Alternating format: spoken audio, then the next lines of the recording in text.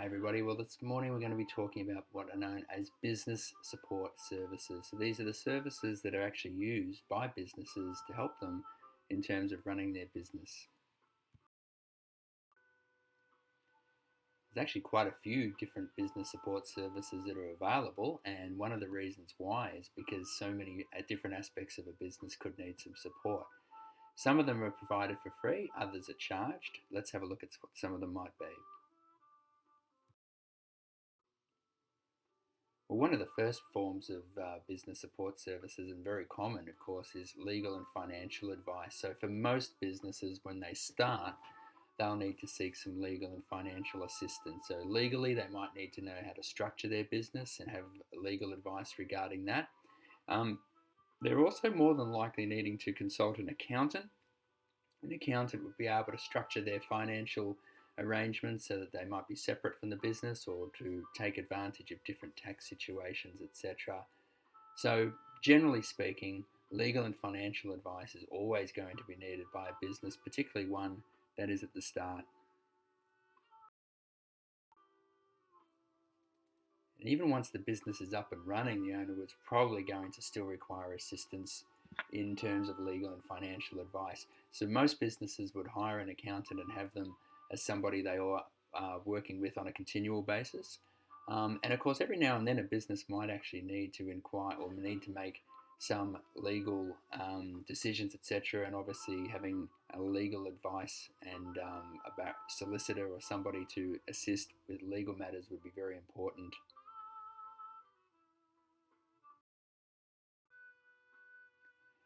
So solicitors are those guys who would provide information for a business concerning how they structure their business, how they register their business, any contracts they might have, leases, partnership agreements, patents, and legislation. They are always going to be the ones that are up to date with changes to company law, and of course, they would advise the business owner on how best to deal with such changes.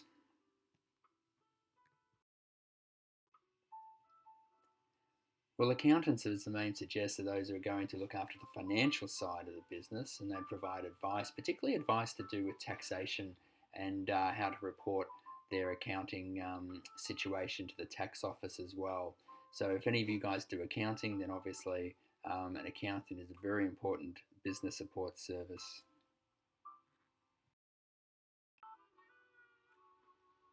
A bank manager is another valuable source of information and advice, once again, particularly at getting the business set up. So, most bank managers would have a wide range of experience they can draw on. They've got the access to the entire bank's resources to assist them as well. So, there's a lot of information, a lot of support that a bank manager could provide.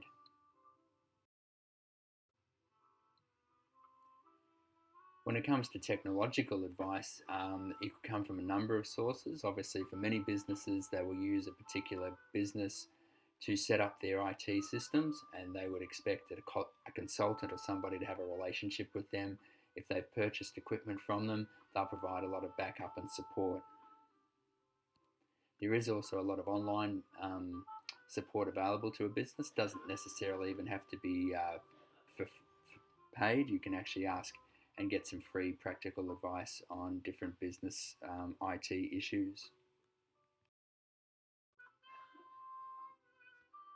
Business owners, of course, are able to join community service clubs such as Rotary, Apex, and Lions, and you might have seen these images before. And the main focus of these clubs is to assist people in their community, and obviously, you can access advice and information through such networks. It can be a very useful thing to do. Business enterprise centres are a not for profit network of organisations, I guess, which provide support to small business owners. They can provide mentoring, training, information, workshops, and seminars. And of course, the great thing about this is it's actually business people helping other business people.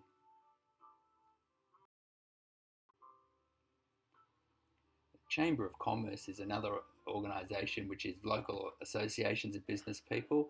They are normally centred in a state or in a particular area, providing legal, financial, taxation advice. And again, more sort of, I guess, informal. They will provide conference opportunities for people, training seminars, and they'll often liaise with government departments. So at the moment with the virus situation, the Chamber of Commerce and Industry will be working with the government regarding an eventual lifting of restrictions.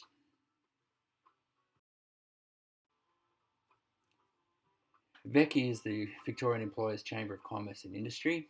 They are the main employer group. They represent the employers in terms of government policy decisions, etc., and industrial relations issues that might come up.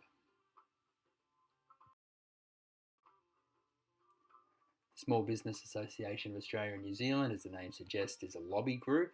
So they put a lot of advice and suggestions towards the government, particularly promoting small business and what they would prefer in terms of how that might be improved.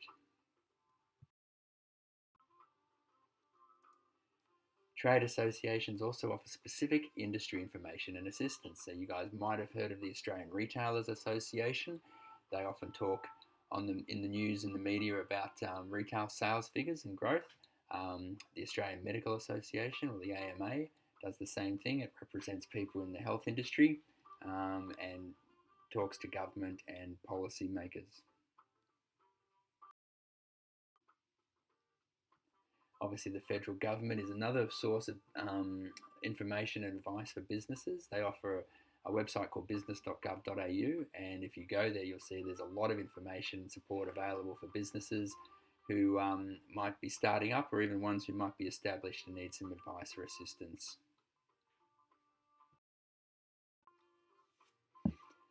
State government also provides a lot of assistance to businesses. There is the Department of State Development, Business and Innovation, and of course with all of these businesses, they are providing access to state government resources and advice which is specific to them and would hopefully assist them in their particular operation.